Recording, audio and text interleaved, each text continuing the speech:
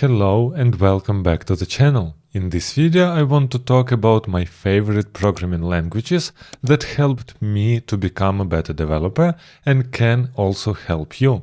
So let's jump right into it.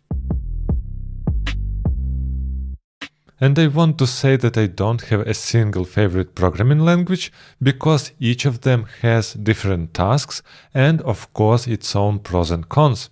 This is why here are 5 favorite languages that helped me. And the first language that I want to mention is of course JavaScript and TypeScript. And it is for sure not the best language in the world, but for sure the most popular. And it doesn't have the best syntax or the best type safety, but it is really being used in all companies that are doing web application and not only web, but also mobile, backend and so on. And it is of course at the first place because I am earning money with it, so this is my main language that I am using for living.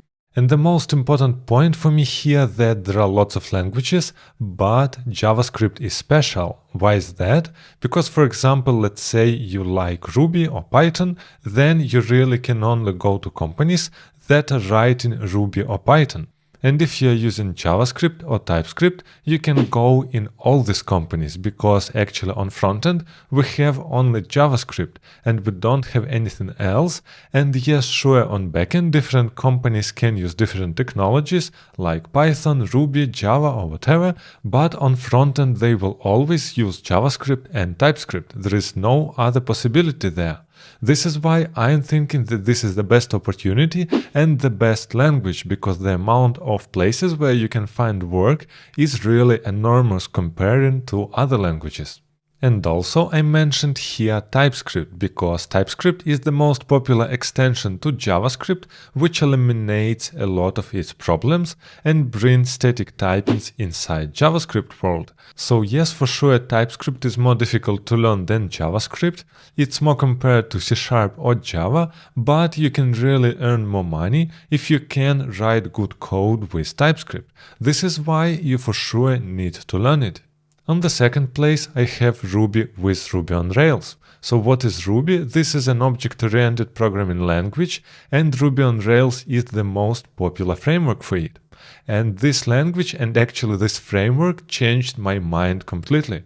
Because with Rails, and this is really nice framework for startups, you can really understand how to build stuff fast, because you are getting so much out of the framework. So it's not about Ruby itself like a language, but about the framework. For me, if I am comparing any framework from Node.js world to Rails, which was built more than 10 years ago, it's like comparing a car and a plane.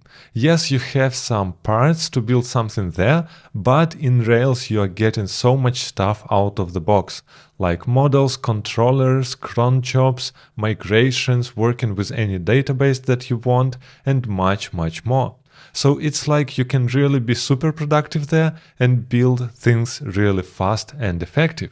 And actually, even if you are not planning to use Ruby with Ruby on Rails, you are getting really nice experience how fast you can build different libraries or use a framework if framework really helps you. The third place for me is ELIXIR with Phoenix framework. And actually I'm a huge fan of functional programming because it helps me to write clear and understandable and of course scalable code. And actually when I used Node.js and also Ruby with Ruby on Rails, I really saw that functional programming shines. And this is why I was looking for something that was similar to ideas of Rails, but in functional way. And actually one of co-contributors of Rails, and it was José Valim, created a new language which is called ELIXIR, and then later the new framework appeared, which is called Phoenix. So actually this is the copy-paste of Ruby and Ruby on Rails in the functional way. And yes, from my perspective, it's much better because object-oriented programming in Ruby can be difficult at some point, and actually in Ruby there was a lot of problems with multithreading. This is why he decided to build a new language which is completely functional and doesn't have these problems. So actually for me, ELIXIR is not that difficult functional language, so if you want to try some functional language, I can highly recommend it, and also together with Phoenix framework, it allows you to build your APIs or your prototypes really fast on the backend. The next language is Elm. So what is Elm? This is the language for frontend. So actually this is the functional statically typed language which is transpiled in JavaScript. So actually it is kind of similar to TypeScript, but of course not that much.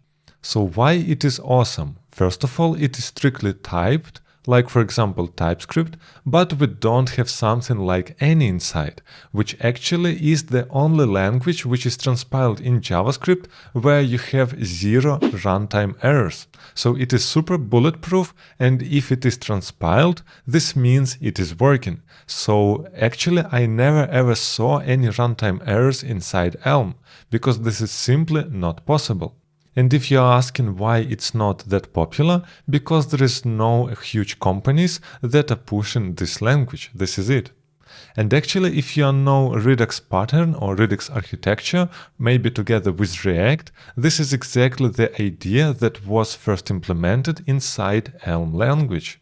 And also, if you are getting some type errors inside Elm, in console they are normally super readable and understandable, and you even have links on the parts of documentations there.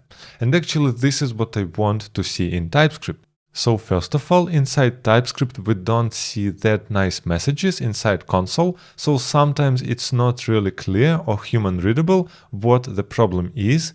And secondly, inside TypeScript every single day I'm seeing runtime errors, and it doesn't matter how good my TypeScript code is. The last and the most difficult language in my list is Haskell, and actually this is super old language which is really statically typed and pure functional.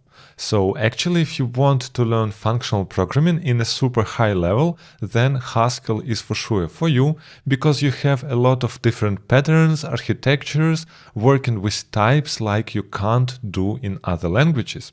And actually Haskell is really popular for teaching and researching, but you can also do some real stuff there.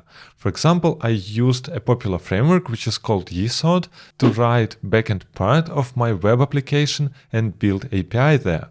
So this is completely possible, but it is extremely difficult. And actually, if you are just continuing to write JavaScript or TypeScript, you can get from this language lots of ideas for your improvements. So here is a short sum up of this video. First of all, I recommend to learn JavaScript and TypeScript just to earn money.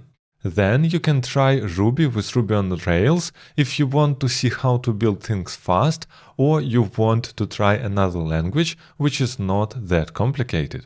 If you need a really gentle introduction in functional world, you can always try ELIXIR together with Phoenix. If you want to still write frontend but you want to try something statically typed and functional, you can try Elm.